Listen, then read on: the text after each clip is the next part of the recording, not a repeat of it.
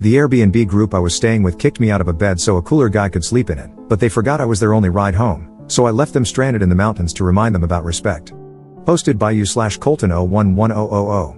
I, 22M, and my friend from college, 27M, were invited on a backpacking trip organized by a friend of his, whom he had met while backpacking in Colorado the year before. The girl, Kaylee, 25F, who organized the trip, had booked an Airbnb for all of us to stay the night after we got off the trail from a 3-day trek. There was room for 2 people in each of the 2 beds, and room for 2 on the pull-out couch. We all paid evenly for the Airbnb.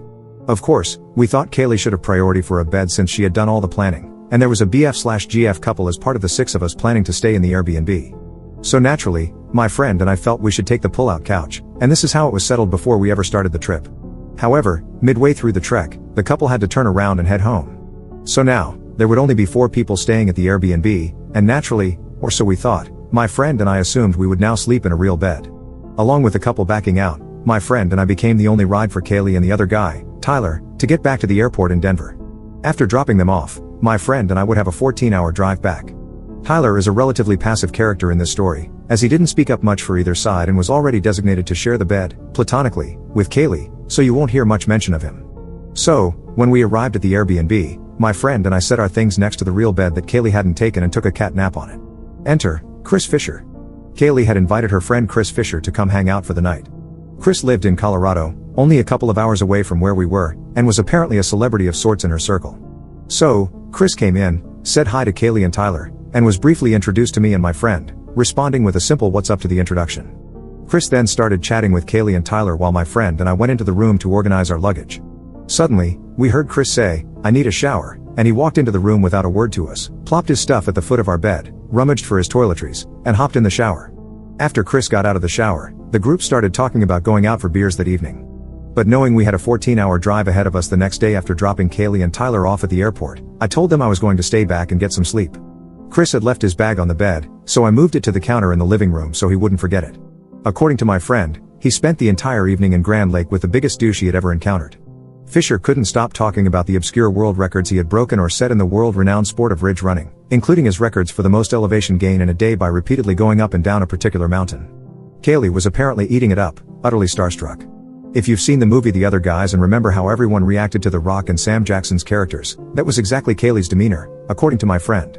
After returning from the soul-sucking outing, my friend was more than ready to bid Mr. Fisher adieu and never see his face again. Unfortunately, that's not what happened. Kaylee was furious that I was still in the bed. She wanted Chris to have it and brought up the fact that my friend and I were originally designated for the pull-out couch. My friend stood up for us, arguing that not only did it make sense for us to take the real bed since it was now available, but also that Fisher hadn't contributed anything for the trip. We weren't even told until the last minute that he was coming, and most importantly, I was already asleep in the bed. Kaylee was apparently refusing to have it any other way and wouldn't stop hammering the issue. Finally, Tyler came and woke me up to sleep on the pull-out. It was around midnight, and we needed to be out by 6 a.m. I stumbled into the kitchenette in a sleepy stupor. This is where I got a real taste of the douche that is Chris Fisher. For 2 hours, in the kitchenette just 8 feet away from the couch Kaylee insisted we sleep on, my friend and I had to sit and listen to Kaylee and Fisher drone on about their outdoor adventure prowess. They kept boasting about how great they were at skiing, snowboarding, and setting fastest known times on trails. I had no idea until that moment that vacation activities could be such a flex, but they proved that one could make them their entire personality and the pinnacle of their life's accomplishments. Looking back, I should have chimed in about how I hiked the Matterhorn in Europe, but they probably would have countered with how they went to Europe too, only harder. My friend was staring at me, seething. He hated that they woke me up, hated that they kicked us out of our bed, and hated the added insult of them having the audacity to chat for 2 more hours right next to where we were supposed to be sleeping. About an hour and a half in, as he continued to seethe, he subtly gestured for me to check my phone. I opened it and read, "Let's ditch these pricks." As soon as they finally headed to bed, we promptly agreed that Chris Fisher, by taking our place in the bed, had unwittingly taken his place as their ride to Denver. We grabbed our packs by the door and set out for Oklahoma at 3 a.m. sharp. Were we the jerks here? Chris finds and shows up in the comments. This is pretty funny, especially the part where you actually still drove them to the airport. You did an excellent job manipulating this story, Tanner. Commenter responds to Chris. Bro, with how much you love yourself, why haven't you put a ring on it? You seem like you could be pretty chill, but damn, you let your personal achievements rule your personality. Do you have other hobbies? I have a close friend who sounds a lot like you. Every day he updates me on his personal best cycling time or distance. It's cool you love what you do, but why do you have a personal website listing all these weird achievements? Are you planning to compete in the Olympics someday? Sorry for the verbal diarrhea, I'm genuinely curious. Chris responds. Since you're curious, I do love myself, just like you should love yourself. But I'm a paid professional mountain athlete, so it's literally my job to post about what I do in the mountains.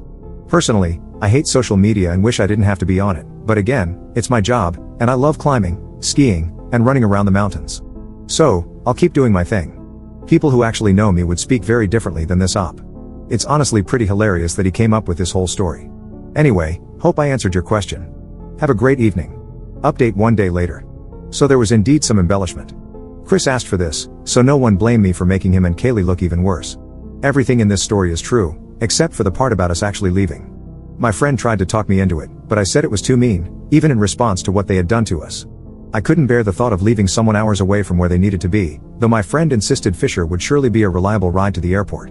In reality, we had told them, when we agreed to be their ride to the airport, that this would require us to leave very early that morning because my friend and I were cutting it close to make it back to Oklahoma in one stretch so he could attend his 6 p.m. Central Time class that evening.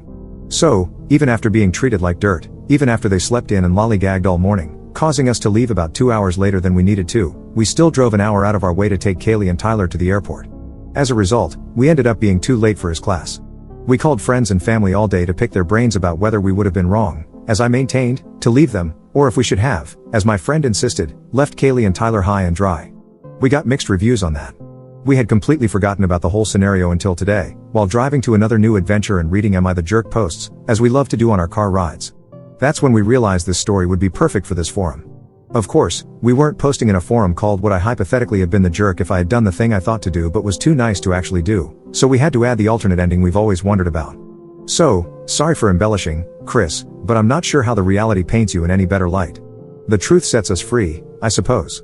Commenter. You're the jerk for not leaving them there and making me read this update, lol.